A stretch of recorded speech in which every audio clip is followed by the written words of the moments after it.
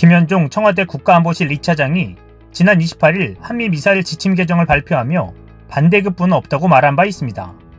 그럼에도 일각에서는 한미방위비 분담금 특별협정과 관련이 있는 것 아니냐는 분석이 제기되고 있습니다. 한 외교소식통은 지난달 30일 미국이 방위비 대폭 인상을 거론했을 때부터 어차피 인상할 방위비라면 반대급부로 미사일 지침 개정도 함께 논의할 수 있다는 얘기가 있었다라고 말했습니다. 이는 트럼프 대통령이 한국의 미사일 지침을 개정하면서 방위비 인상을 염두에 뒀을 것이라는 분석이 나오고 있는 배경이 되고 있습니다. 하지만 한국은 지난 3월 최대 수용안인 13% 인상안을 고수하며 그 이상에는 협상 불가를 내세우고 있는 상황입니다. 이런 상황에서 한미 미사일 지침 개정은 이루어졌고 방위비 협상은 아직 교착 상태에 빠져 있다는 점에서 다른 요인도 있는 것으로 보입니다. 이런 맥락에서 미중 갈등이 첨예하게 대립하는 가운데 미국의 동맹인 한국의 군사력을 높이는 것이 장기적으로 나쁘지 않다는 분석도 나오고 있습니다. 이런 가운데 온라인에서 떠돌고 있는 주한미군 방위비 인상 시 김현종 청와대 2차장이 미국에 요구한 내용이 관심을 끌고 있습니다.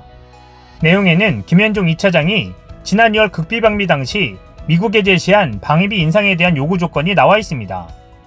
방위비 인상에 대한 핵심적인 반대급부로 5가지를 얻어내면 의미 있다는 내용이었는데요. 그 5가지는 핵폐기물 재처리 허용, 원화 달러 간 통화 스와프 체결, 1단계 위성발사체 기술 이전, 3,000톤급 핵잠수함 건조 허용, 800km로 묶여있는 미사일 사거리 확장 등이었습니다. 이 내용이 사실인지는 밝혀지지 않았으나 이 정도 조건이라면 나름 의미 있어 보이긴 합니다. 한편 한국이 한미 미사일 지침 개정을 발표하자 중국이 한국에 적극적인 러브콜을 보내고 있습니다. 미국과 중국 간 갈등이 가열되는 가운데 중국이 미국의 동맹국인 한국에 입국 제한 조치를 완화하고 한중 간 우호를 강조하며 관계 강화에 나서고 있는 것입니다.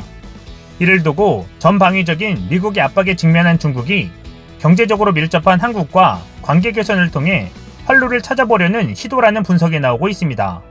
4일 베이징 소식통 등에 따르면 중국 정부는 오는 5일부터 취업, 유학 목적으로 중국을 방문하거나 유효한 거류증을 가진 한국인들의 비자 신청을 받기로 했습니다. 중국은 지난 3월 말부터 외국인 입국을 금지해왔는데 이처럼 입국을 완화해준 국가는 한국이 처음입니다. 이는 한국과 중국의 신종 코로나 바이러스 감염증 상황이 전 세계에서 가장 안정된 데다 한중 간 경제 무역 교류 회복을 위해 양국 간 입국 완화가 절실하기 때문입니다. 또한 연내로 예정된 시진핑 중국 국가주석의 방한을 위해서라도 한국에 대해 입국 제한을 풀어야 하는 상황입니다. 이에 따라 주한 중국 대사관과 각 총영사관은 5일부터 비자 신청을 받게 된다고 합니다. 다만 코로나19 전파를 방지하기 위해 항공기 탑승 5일 전 핵상검사 음성증명서를 제출해야 합니다. 베이징 소식통은 이번 한국인 입국 제한 완화는 중국도 적극적이었던 것으로 알고 있다면서 중국에 들어오면 각 지방 정부 정책에 따라 14일 격리를 하게 되는데 이 또한 향후 협의에 따라 단축될 수도 있을 것이라고 말했습니다. 이에 앞서 중국은 지난 4월 말 한국에 처음으로 기업인 패스트트랙을 적용해 대기업 위주로 직원들이 전세계 등을 통해 들어오고 있습니다. 아직 베이징에는 기업인 패스트트랙이 적용되지 못하지만 시안 등 이를 받아들이는 지방 정부들이 늘고 있습니다. 삼성 등은 텐진 등에 전세계로 직원들을 보낼 정도로 상황이 좋아졌습니다. 코로나19 사태 이후 처음으로 지난 1일 칭다오에서 한국과 중국이 대면회의를 하고 경제협력 강화 방안을 모색한 것도 눈에 띄는 변화입니다. 이성호 외교부 경제외교조정관과 리청강 중국 상무부 부장조리는 향후 5년간의 협력 비전을 담은 한중 경제협력 공동계획을 작성해 동향을 점검하고 가급적 조기에 완성하기로 합의했습니다. 또 연내로 추진 중인 시진핑 주석의 방안에 대비해 양국 간 경제 성과를 내실 있게 준비하자는데 공감대를 형성했습니다.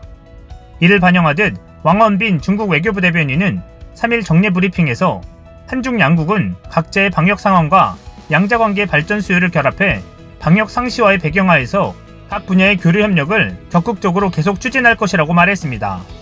그는 중국과 한국은 중요한 이웃이자 협력 파트너라면서 양국이 코로나19 발생 이후 기업인 패스트트랙 제도를 세웠으며 국제방역 협력의 모범이 됐다고 치켜 세웠습니다.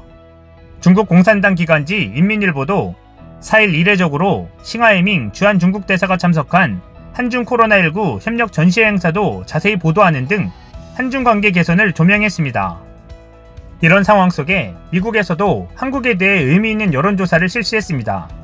한미 방위비 분담금 협상이 난항에도 불구하고 한미동맹에 대한 한국인의 신뢰는 거의 변화가 없다는 여론조사 결과가 나왔습니다. 다만 미국의 일방적인 주한미군 철수 발표 시 미국에 대한 신뢰 악화로 이어질 수 있다는 것으로 분석됐습니다. 이는 한국인들을 대상으로 실시한 여론조사를 통해 미국 싱크탱크가 주한미군 감축까지 압박하는 트럼프 행정부에 경고음을 발신한 것입니다. 미 여론조사 전문 싱크탱크인 시카고 국제문제협의회가 한국국제교류재단의 지원으로 지난 6월 23일부터 25일 한국 성인 1,000명을 조사해 3일 발표한 결과에 따르면 한미동맹을 지지한다는 응답은 90%로 작년 12월 조사 때의 92%와 거의 비슷했습니다. 한미동맹을 반대한다는 응답도 같은 기간 7%에서 8%로 큰 변화가 없었습니다.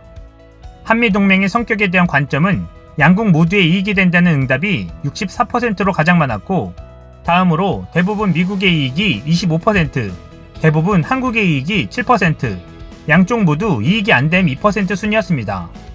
이 응답 역시 작년 12월 조사 때와 거의 흡사했습니다. 한국이 북한의 공격을 받으면 미국이 한국을 방어할 것이라고 확신한다는 응답은 작년 12월 78%였다가 이번 조사에서는 82%로 집계됐습니다. 주목할 부분은 한미동맹이 상호 수혜적이라고 생각하는 사람일수록 이 문항에 대한 긍정적 답변이 많았다는 점이라고 CCGA는 분석했습니다. 일례로 미국의 한국 방어를 확신한다고 대답한 이들 중 78%는 한미동맹이 상호 수혜적이라고 생각했지만, 한국 방어를 확신하지 못한다고 대답한 이들 중 70%는 한미동맹이 상호 수혜적인 것이 아니라 대부분 미국의 이득이 된다고 응답했습니다.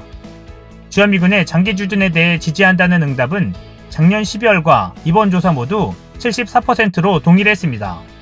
또 미국의 한국 방어를 확신한다는 응답자의 86%는 미군 주둔을 지지한다고 답변했지만, 한국 방어를 확신하지 못한다는 응답자의 54%는 주한미군 주둔에 반대한다고 응답했습니다.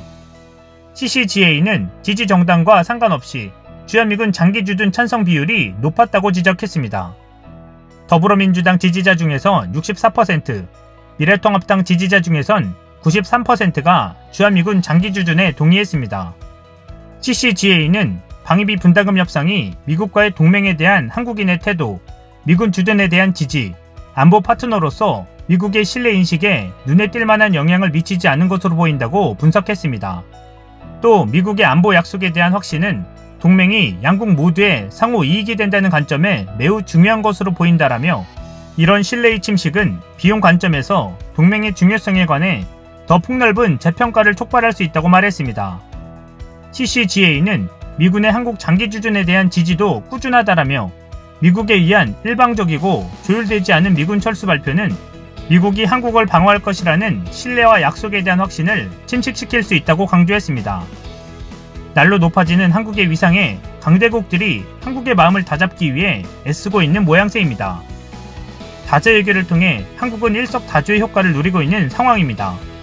IMF와 OECD 통계 기준으로 한국이 올해 1인당 국민소득에서 이탈리아를 제칠 것으로 예상하고 있습니다. 유럽 4위의 경제대국이자 G7 국가 중 하나인 이탈리아를 넘어서 한국이 세계 8위의 경제대국으로 발돋움하는 한 해가 될 것으로 보입니다. 세계 방역의 기준이 되고 경제, 군사력에 있어서도 한 단계 도약하고 있는 대한민국입니다. 이상 시온TV였습니다.